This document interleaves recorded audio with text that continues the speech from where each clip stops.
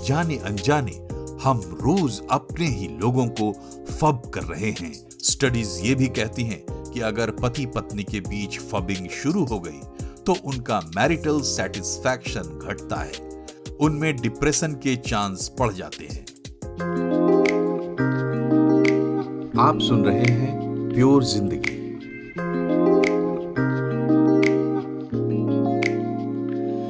नमस्कार, मैं हूं मनोज श्रीवास्तव और आज हम बात करेंगे फबिंग की।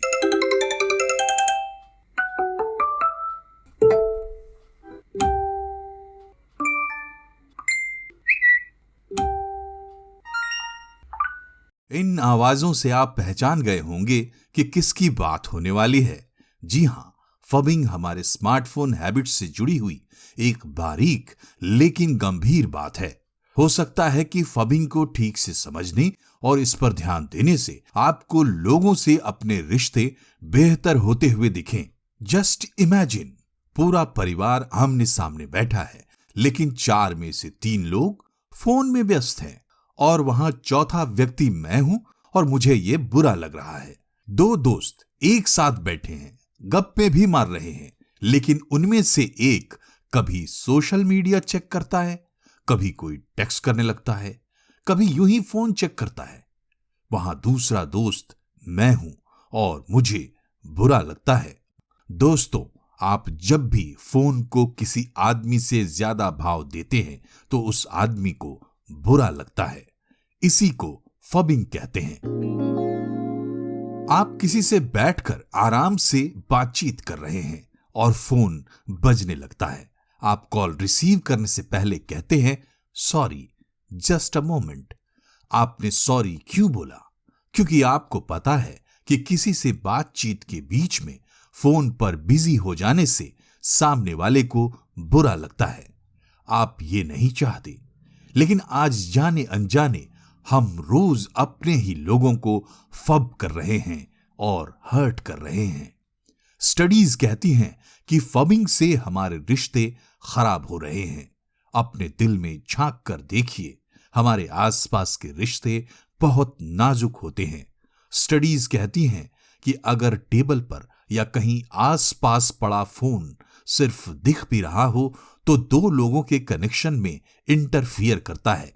दोस्तों, जिन्हें हम फब कर रहे हैं वो लोग हमारी जिंदगी में इंपॉर्टेंट है, इसलिए फबिंग को पूरा समझना जरूरी है। तो चलिए खोलते हैं फबिंग की जन्म कुंडली।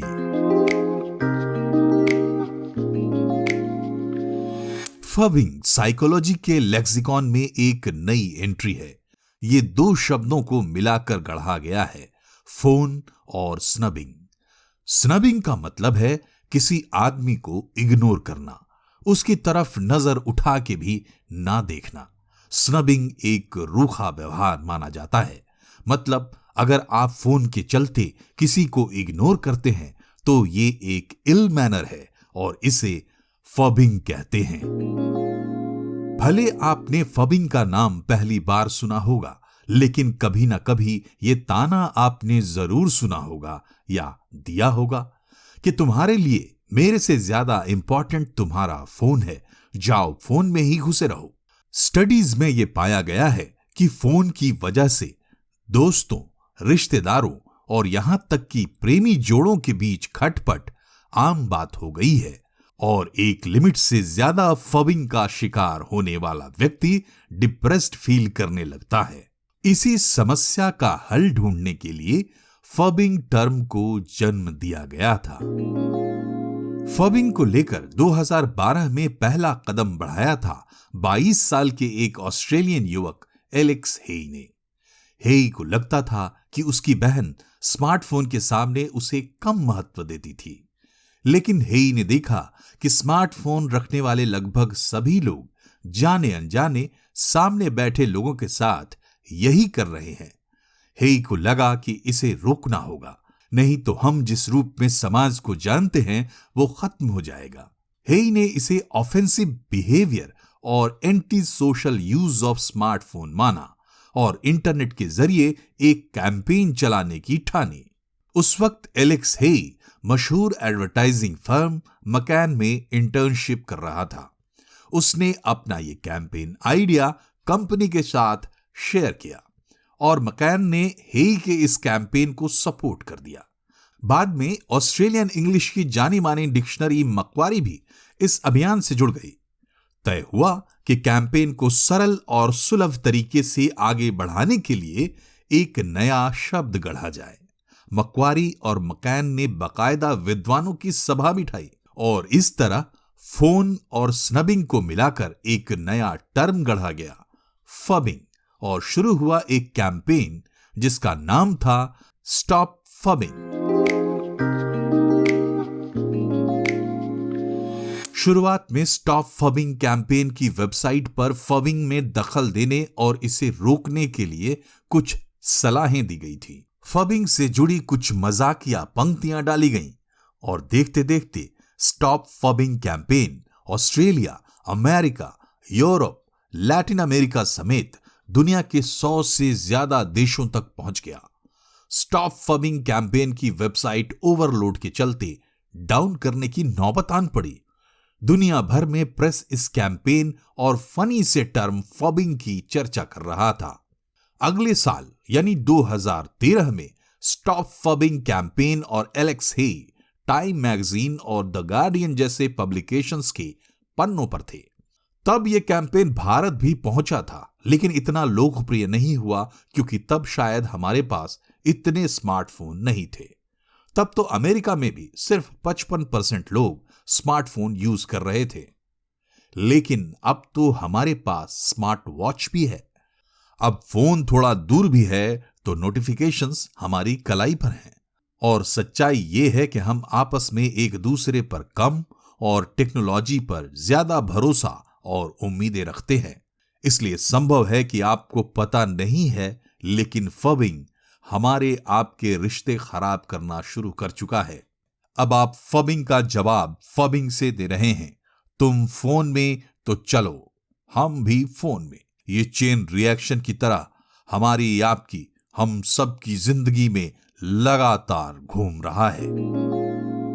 स्टडीज कहती हैं कि फबिंग का प्रचलन धीरे धीरे हमारे फेस टू फेस इंटरैक्शन को लेस मीनिंगफुल यानी कमजोर बना रहा है। फब्ड यानी फबिंग का शिकार हो चुका व्यक्ति ऑस्ट्रसाइज्ड फील करता है, यानी बहिष्कृत महसूस करता है। फबिंग उसके सेल्फ एस्टीम, उसके बिलोंगिंगनेस और उसके एग्जिस्टेंस को थ्रेटन करती है। स्टडीज ये भी कहती हैं कि अगर पति पत्नी के बीच फबिंग शुरू हो गई तो उनका मैरिटल सेटिस्फैक्शन घटता है, उनमें डिप्रेशन के चांस बढ़ जाते हैं।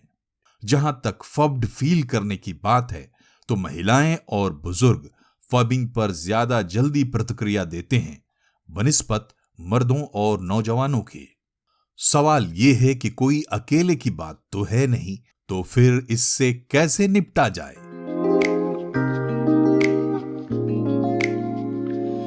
आप कम से कम खुद से तो पूछ सकते हैं कि डू आई फब, क्या मैं भी फबिंग करता हूं?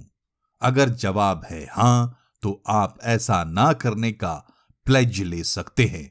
ऐसे हर आदमी को जो फबिंग कर रहा है जागरूक करना ही होगा। स्टॉप फबिंग कैंपेन के शुरुआती दिनों में कुछ अनोखे प्रयोग देखने को मिले थे।